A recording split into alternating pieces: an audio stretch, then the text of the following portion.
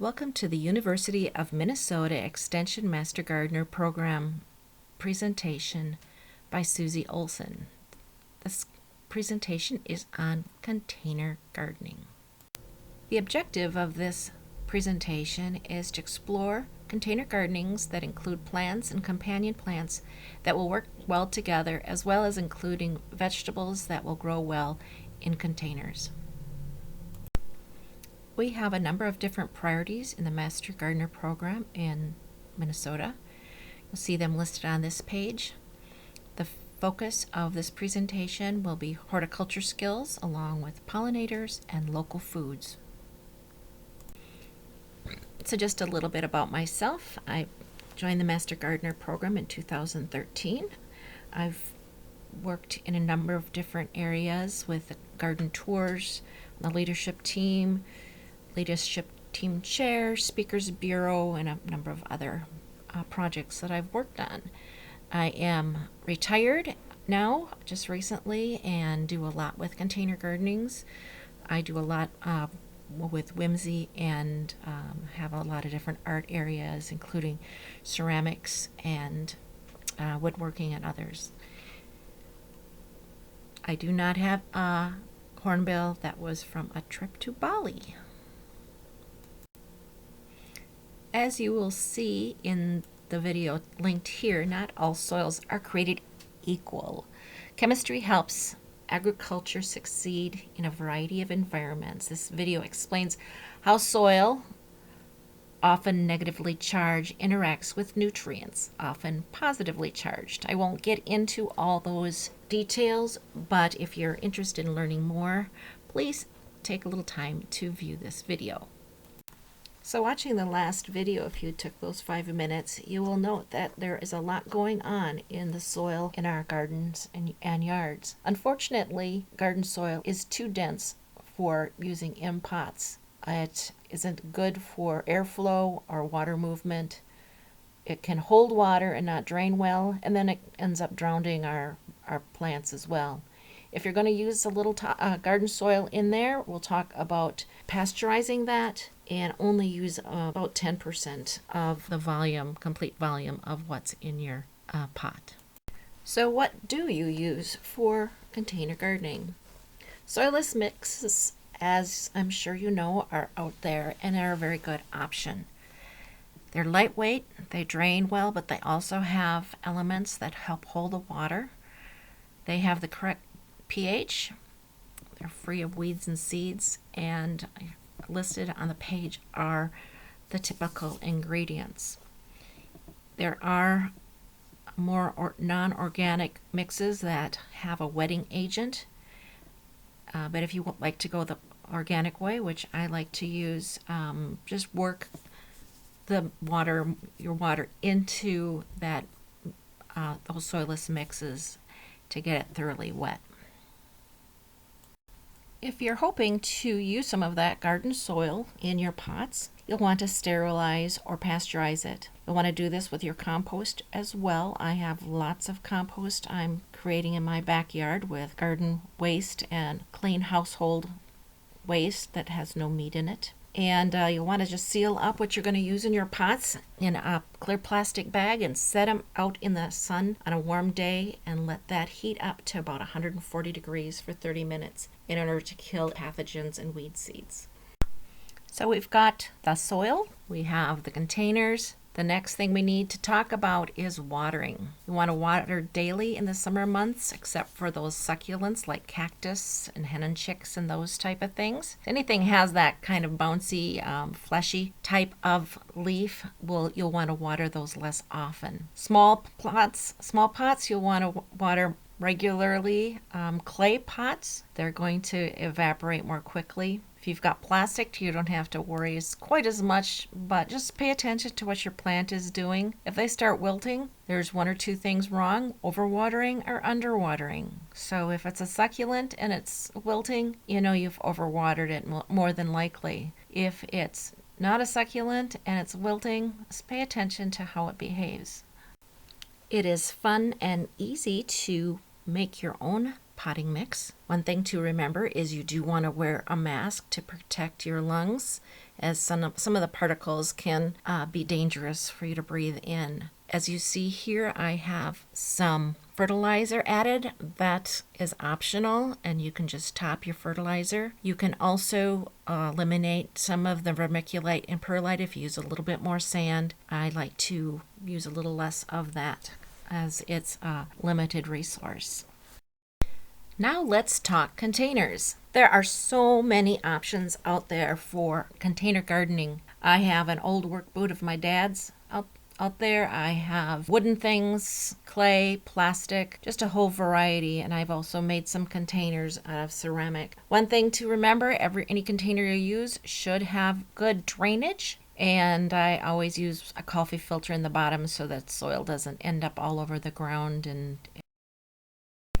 even though many different types of containers will work for container gardening, here are some things you might want to consider. First of all, remember that with our weather, water into the soil, if left out over the winter, will expand and potentially crack your pots. That's true with terracotta, glazed ceramic pots, and concrete or other similar materials. They can break. Even wood and stone containers will not be able to withstand the force of nature when it comes to freezing water. Terracotta pots are great for those succulents and things that are okay to dry out a little bit. If you're going to use them for other plants and they're in the sun especially, make sure you watch them for drying out. There are many different styles and designs for terracotta as there is for glazed ceramics. Not only can glazed pots be heavy, costly, they also are prone to break if you don't protect them over the winter, either storing them in the garage for your annuals, laying them on their sides for the perennials, leaving them outdoors. Some people have found success putting them indoors in a cold place, but many of the plants on their side so that the pot stay cold, but on the ground versus on a tripod or a post that can make the thaw and freeze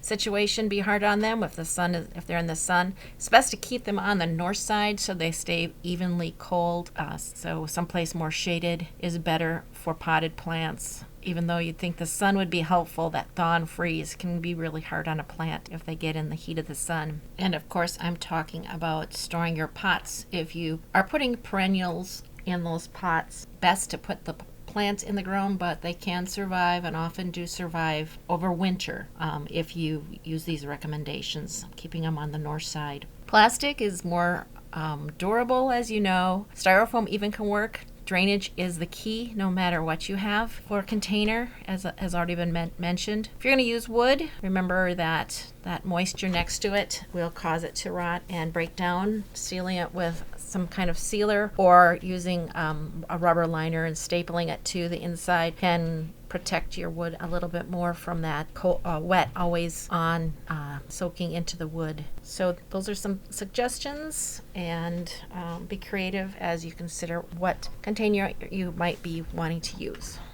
All right, let's start putting everything together, starting with the vegetables. Vegetables, many of them do great in containers. I am one of those people who have very little sun in my yard, and so any sunny spot that I can find on my driveway, on a patio, where I can put a container and put some of my favorite cherry tomatoes or cucumbers, string beans, I am a happy camper. So let's talk about the right size container for your vegetable. As you see, we've got a variety of different sizes listed on this chart, everything from 24-inch down to a 10-inch pot. So take a look and see. I'm not going to read through this whole list, but this will give you an idea of what you'll want to provide for those vegetables so you can get the best product, the highest yield from those vegetables in those containers.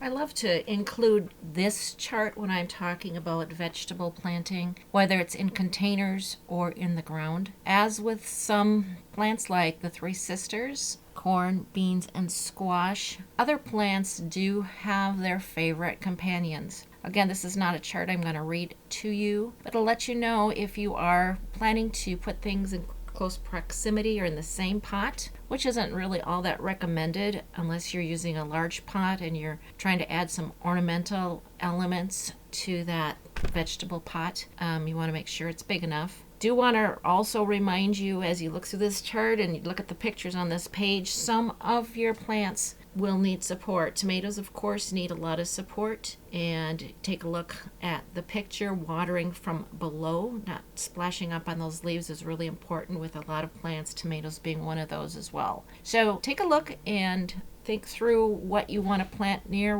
what other plants in order to have the highest success. Now we will get to some specific suggestions for making an attractive container garden. But before we do that, I want to make sure that we talk a little bit about fertilizer. Nitrogen is the least important part of the fertilizer that you will need for container plants. To promote flowers and fruit, higher amount of phosphorus or potassium is recommended. The hyperlink on this page, or you can also go to the end to get the exact URL for the University of Minnesota, will give you a lot more information on how to fertilize to be responsible and to have the best results. Spring, summer, winter, and fall. These are all times we can enjoy some floral containers at our entrance, on our patio, in the front yard, at a gate. So in the next few slides, please enjoy the free use music that I have included, along with some descriptions and photographs of different options that you might want to consider. Enjoy, and I'll be back with you at the end of these slides.